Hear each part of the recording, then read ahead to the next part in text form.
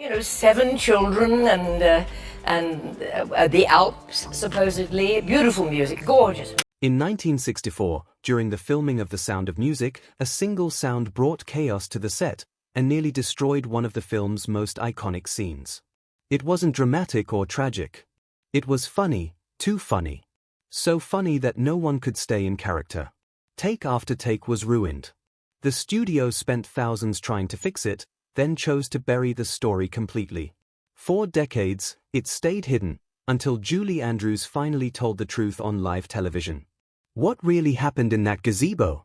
And why did Christopher Plummer, who hated the film, agree to keep quiet? Europe falls in love with the story. It all started quietly in the mid-1950s. Back in 1956, a German producer named Wolfgang Liebeniner released 2 films based on Maria von Trapp's memoir, The Story of the Trapp Family Singers. The first was Die Trapp Family, and it was followed by a sequel a year later. They were low-budget, sentimental, and very European in tone, but they struck a chord. In post-war West Germany, people were craving stories that were heartwarming and full of hope.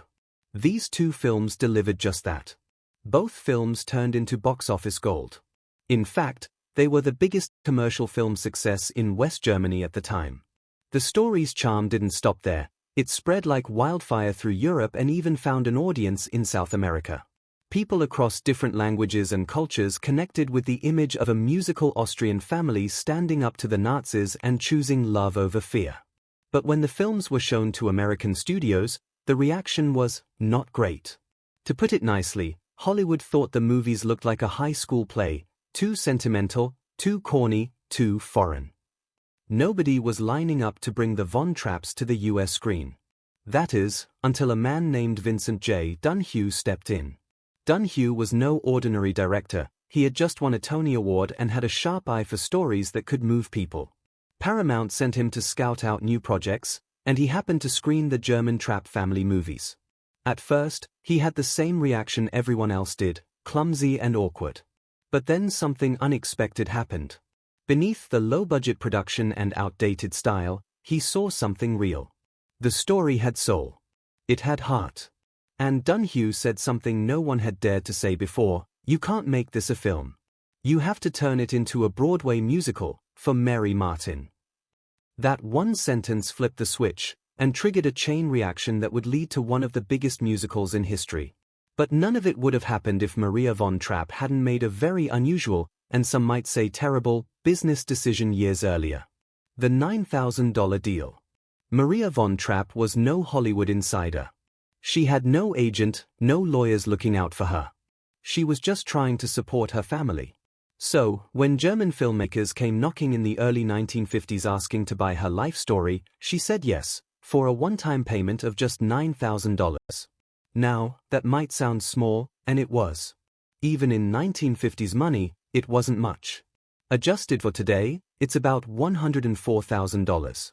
Not bad for a quick deal, but a tiny fraction of what was coming down the line. And to make things worse, Maria had unknowingly signed away more than she realized. Hollywood came calling later, offering to buy the title of her book, hoping to skip the rights issues and just adapt a story inspired by it. But Maria stood her ground. She insisted that if her family's story was going to be told, it had to be told truthfully and in full. No cherry-picking. By the late 1950s, Mary Martin, the biggest Broadway star of the era, and her husband Richard Halliday were determined to bring the Von Trapp story to the stage. But there was just one problem: no one knew where Maria was. As it turned out, Maria von Trapp was deep in the jungles of Papua New Guinea, doing missionary work with Father Franz Wozner, the family's longtime musical director. They had no phones, no internet, just handwritten letters. And those letters? Maria didn't even open them. Every time they arrived at a new mission post, a pile of mail would be waiting, often with letters from some couple in America trying to talk to her about Broadway. She tore them up. Literally. Maria wasn't interested in showbiz. She was focused on serving people in remote villages, running clinics, teaching music, and living simply. Broadway was the last thing on her mind. But then something unexpected happened. When Maria and Father Wozner finally returned to the US by ship, they docked in San Francisco. And waiting for them at the pier was none other than Richard Halliday. He handed Maria 2 tickets to see his wife perform in Annie Get Your Gun. Maria agreed to go, probably just to be polite. But what she saw on that stage blew her away. Mary Martin was charming, powerful, and magnetic. Maria was moved, but still had bad news to deliver. She explained she had already sold the film rights to the Germans years ago. That door was technically closed. Still, she gave the couple a surprising green light. "You're welcome to give it your best shot," she told them. That one chance, one casual okay from Maria, would kick off one of Broadway's biggest legends. The gamble that paid off. When producers first got serious about turning Maria von Trapp's life into a stage musical, they had a very different plan. The idea was to mix traditional Austrian folk songs, like the real tunes the Trapp family sang in concerts, with just a few new songs to help tie the story together. Think a little Broadway flavor sprinkled over old European charm. But when they approached Richard Rodgers and Oscar Hammerstein to write just 1 or 2 songs, the legendary duo didn't hold back. Rodgers and Hammerstein basically said, "Thanks, but no thanks, either we write the whole thing or we're out." They didn't want their work clashing with old Austrian ballads. It was all or nothing. And that moment changed everything. The producers hit pause. Rodgers and Hammerstein still had to finish Flower Drum Song, so the new project was shelved temporarily. But when they finally returned to the Von Trapp story, they rewrote the entire concept from scratch, with all original songs. And not just any songs. We're talking about classics like My Favorite Things, Du Re Mi, Edelweiss, and Climb Evry Mountain. Songs that the world still sings today. Then came opening night, November 16, 1959. The curtain rose at the Luntfontein Theatre on Broadway with Mary Martin as Maria and Theodore Bikel as Captain Von Trapp. The production cost $400,000 to stage, a hefty budget back then. But the buzz was electric. Ticket sales exploded, eventually raking in over $232 million in advanced bookings alone. Let that sink in, over $232 million, before most people had even seen the show. Mary Martin barely took a day off. She only missed 1 performance in the entire run. The show ran for 1,443 performances, nearly 4 years, before closing in June 1963. But by the summer of 1960, something else started heating up. A bidding war for the movie rights. Studios knew this wasn't just a hit, it was a phenomenon. 20th Century Fox came out on top, shelling out $1,250,000 for the rights, which would be more than $13 million in today's money. That was a shocking number, especially for a studio in deep trouble. Why? Because Cleopatra, Fox's previous big-budget epic, had nearly destroyed them. It went $15 million over budget and took down careers with it. Fox was bleeding money. So when they bought the rights to The Sound of Music, people thought they were crazy. But the contract had one sneaky little clause. If the film made more than $12.5 million, Rodgers and Hammerstein's estate would get 10% of the profits. Co-writer Howard Lindsay literally laughed at it. He didn't think the movie would get anywhere near that number. He couldn't have been more wrong. And now we get to one of the biggest what ifs in Hollywood casting history. Julie Andrews' Revenge, Hollywood's big mistake. By the early 1960s, Julie Andrews had already conquered the stage. She was beloved for her role as Eliza Doolittle in My Fair Lady on Broadway. Her voice was stunning, her charm undeniable. But when it came time to turn My Fair Lady into a film, Hollywood turned its back on her. The studio heads said she wasn't camera-ready. In other words, they thought she wasn't glamorous enough for the big screen.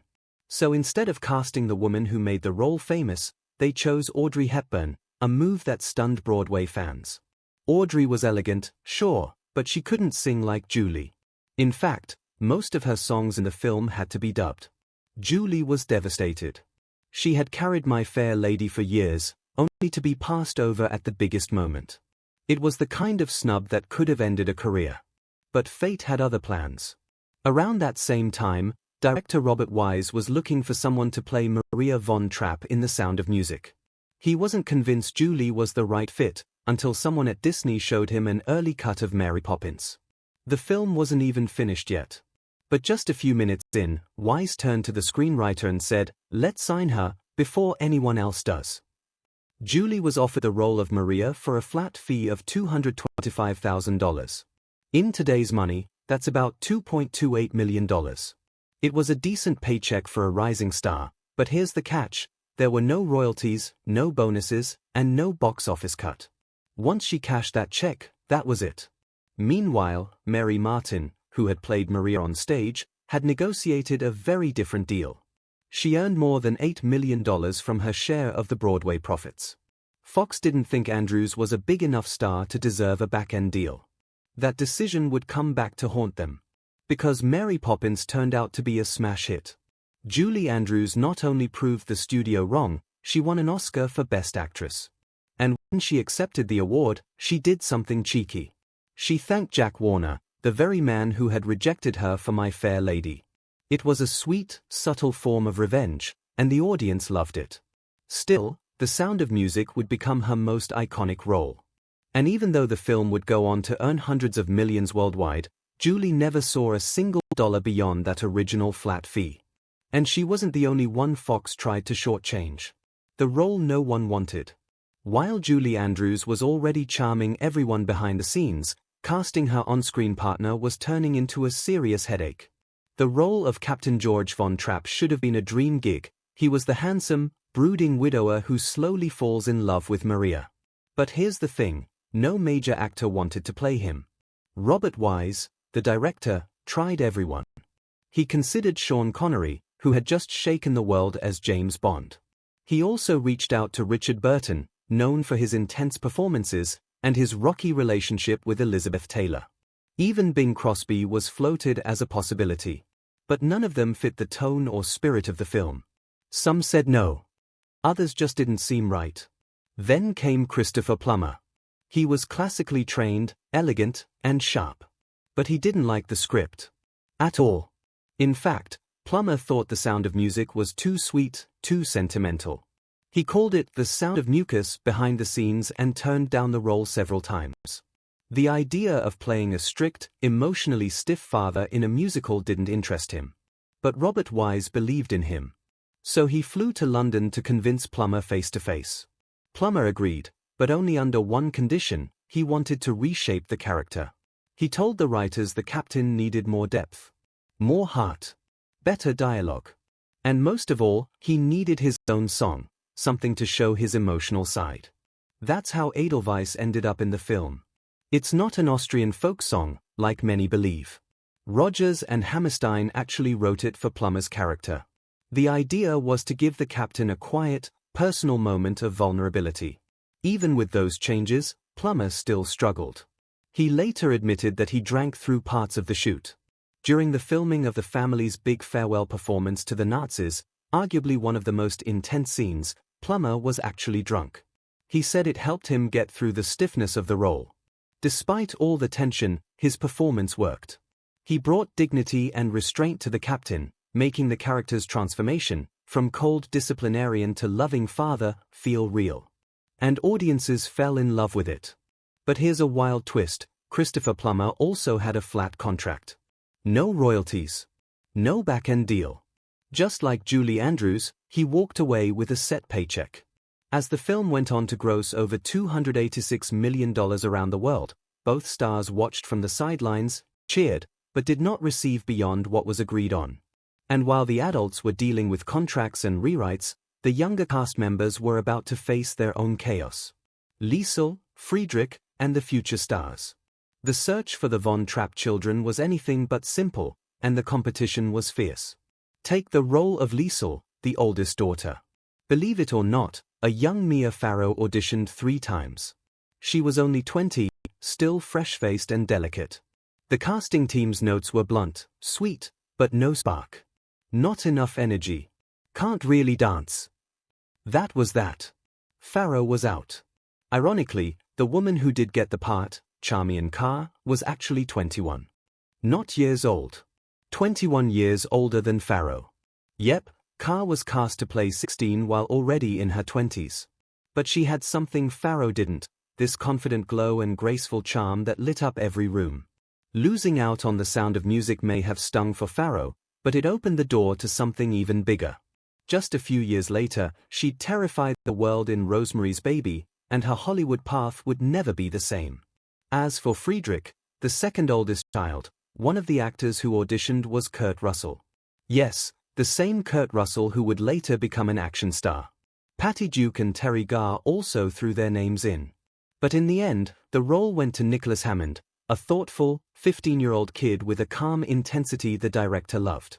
Years later, Hammond made history in a whole new way. He became the very first live-action Spider-Man on television in 1977.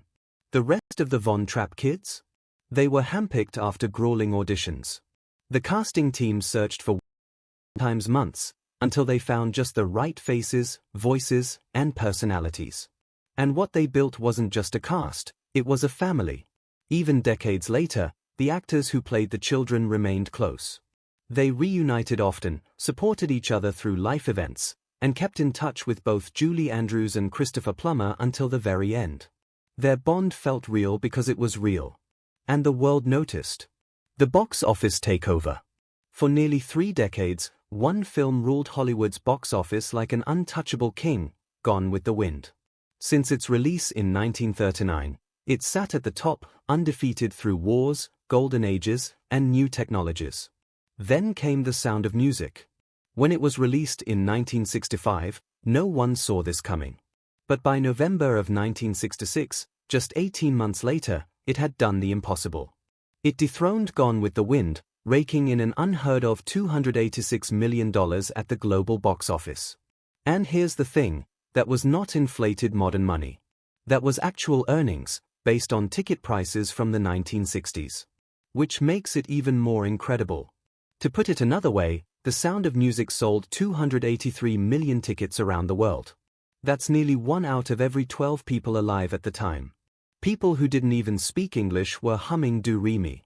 In villages without electricity, folks still recognized Edelweiss. And there was no viral marketing, no online trailers, no streaming platforms. Just word of mouth, radio mentions, glowing reviews, and families going back to see it a second, third, even 10th time. It became more than a film. It became a global phenomenon. A moment in history that people shared, regardless of country, language, or age. And then came the cherry on top, the Oscars. The Sound of Music swept the Academy Awards, winning 5. Best Picture, Best Director, Best Sound, Best Editing, and Best Score. Director Robert Wise, who had already made waves with West Side Story, proved that lightning could strike twice. This wasn't just a fluffy musical anymore.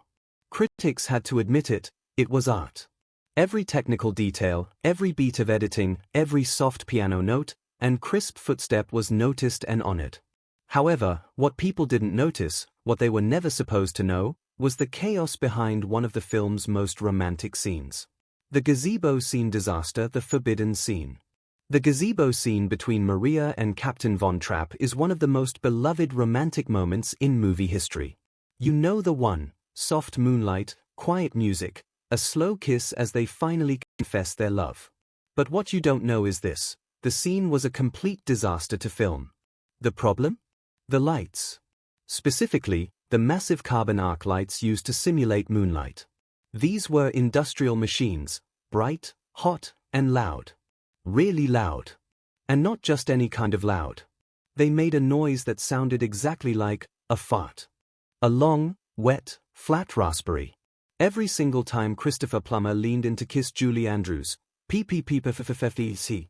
Over and over. Julie said they tried 20 times. But the moment they got close to each other's faces, the lights let out that same ridiculous sound.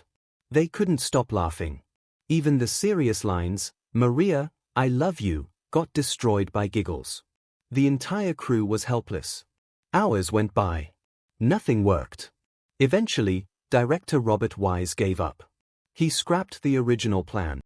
No more bright lighting. Instead, he decided to shoot the whole scene in silhouette. He placed Julie and Christopher in front of the glowing gazebo windows.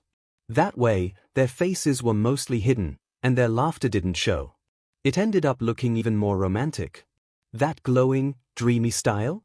That wasn't on purpose. It was damage control. And the studio? They didn't want anyone to know. 20th Century Fox clamped down hard.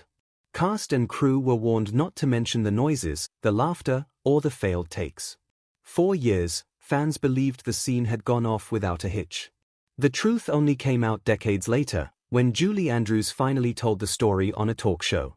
She laughed, remembering it. It's very hard to be nose to nose doing a love scene and having these awful raspberries coming at you from below. But while the audience laughed, no one knew that Plummer himself was carrying a much heavier secret. Plummer's private misery. Christopher Plummer might have looked calm and collected on screen, but behind the scenes, he was deeply unhappy. He despised the sound of music. He called it gooey, mocked it as the sound of mucus, and even referred to it in interviews as just S&M. To him, the movie was overly sentimental, totally out of sync with the serious, challenging roles he wanted to play. And it showed. Plummer often isolated himself during filming in Salzburg. He once said the picturesque city felt more like a prison of sentimentality than a European getaway. Part of that was his own doing. He drank a lot and later admitted to gaining weight from all the rich food and alcohol. Still, he showed up. Always professional. Even when he was drunk, which he openly confessed to in later years. He said some scenes were filmed while he was 3 sheets to the wind, including one of the most emotional moments in the movie. But somehow, in the middle of all his resentment, Plummer gave a performance that would become iconic. The drunk scene that made everyone cry. There's a moment in the film that gets everyone emotional, when Captain Von Trapp sings Edelweiss with tears in his eyes during the festival. It feels so real, so heartfelt, but here's the twist: Christopher Plummer was completely drunk when they filmed it. He confessed in his 2008 memoir, In Spite of Myself, that he had been drinking heavily that day. He called himself a young and arrogant bastard who had no real connection to the film's sentimental tone. And yet, he managed to deliver a performance that moved millions. And that's the irony. The scene many fans point to as proof of his character's emotional transformation was carried by an actor who could barely stand straight. Hollywood magic at its finest, or its most bizarre. But that wasn't even the biggest blow to his pride. The voice that wasn't his. You know those scenes where Captain Von Trapp sings? Yeah, that's not Plummer singing. At least, not most of the time. Turns out, the high notes and extended vocal parts were performed by Bill Lee, a professional singer who also did vocals for Disney movies like Sleeping Beauty and Mary Poppins. Plummer's speaking voice was used for transitions and dialogue, but when the real singing kicked in, especially in Edelweiss, Lee took over. Plummer was furious. He felt the decision undermined his performance. But the producers didn't think he could pull off the vocal demands, and they weren't taking chances. Ironically, most fans never noticed. Lee's voice blended so seamlessly that people still believe they're hearing Plummer sing.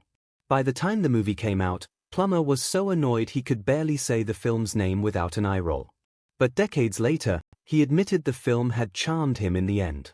It just took a few decades, and a lot of time away from the spotlight, for him to see the impact it had on the world. And while Plummer was quietly battling his own demons, things on set were getting dangerously real for others too. The day little Gretel almost died. Filming in Salzburg wasn't just emotionally draining, it was physically dangerous. During the boat scene, where the Von Trapp children fall into the lake, 5-year-old Kim Carafe, who played little Gretel, nearly drowned. Here's what really happened. Just before shooting, the crew informed Julie Andrews that Kim couldn't swim.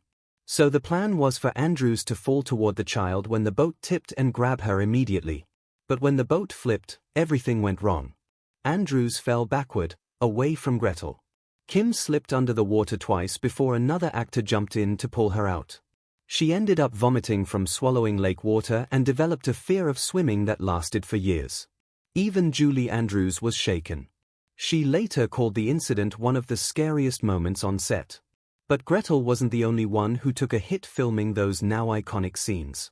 The magical opening scene that slammed Julie Andrews into the ground. We all remember it. Julie Andrews, arms outstretched, twirling through a green alpine meadow as the camera soars above her. It looks peaceful, joyful, like something out of a dream. But here's what the audience didn't see. To get that sweeping aerial shot, A helicopter had to fly just 20 feet above her. Each time it circled around, the wind from the blades slammed Andrews flat into the grass. She was knocked over again and again, at least 6 or 7 times, and had to keep getting up, brushing off dirt, and smiling like nothing happened. She later joked in interviews that she was almost launched into Austria. The scene looked magical, but filming it felt like a full-body tackle from the sky. A beautiful disaster in Salzburg. Filming in Salzburg looked like a dream. Rolling hills, perfect meadows, fairytale castles, it was the ideal setting for a musical. But behind the beauty was a nightmare. The original budget for the film was $8.2 million, already expensive for the mid-1960s. But no one warned the crew that Salzburg had some of the worst weather in Europe. 1964 turned out to be one of the wettest years on record. Director Robert Wise thought they could wrap up location shooting in 6 weeks. It ended up taking 11. Rain delays brought everything to a standstill. Over 250 cast and crew members sat around in soggy clothes, wasting time, and burning through the budget. The cost of hotel rooms, equipment repairs, extra meals, and rising wages made the studio executive sweat. Fox was already reeling from the disaster that was Cleopatra, and now this cheerful little musical was threatening to blow up just as badly. One studio insider even whispered, "This movie might be the end of us." But there was one more unexpected shakeup that made things even riskier. The director who walked away. Long before Robert Wise was hired, the legendary director William Wyler was supposed to lead The Sound of Music. In early 1963, he even quit his spot on Fox's board to avoid a conflict of interest. That's how serious it looked. But Wyler had doubts from the start. He didn't like the stage musical. He didn't feel connected to the script. Even when he flew to New York to see the Broadway show, he left confused. The songs didn't feel natural to him, they just didn't fit the story. He said there was something else too. Wyler was losing his hearing. It made directing a musical even harder. His wife could see it clearly, he just wasn't into it. So Wyler began quietly looking for a way out. He needed a clean break, something that wouldn't raise suspicion.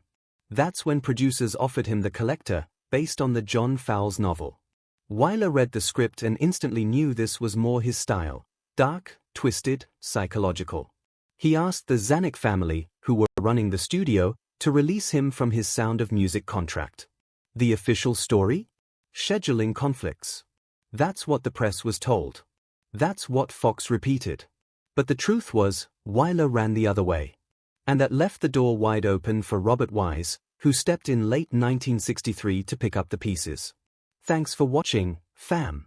If you enjoyed this video, be sure to like and subscribe to our channel. Check out the next video that pops up on your screen.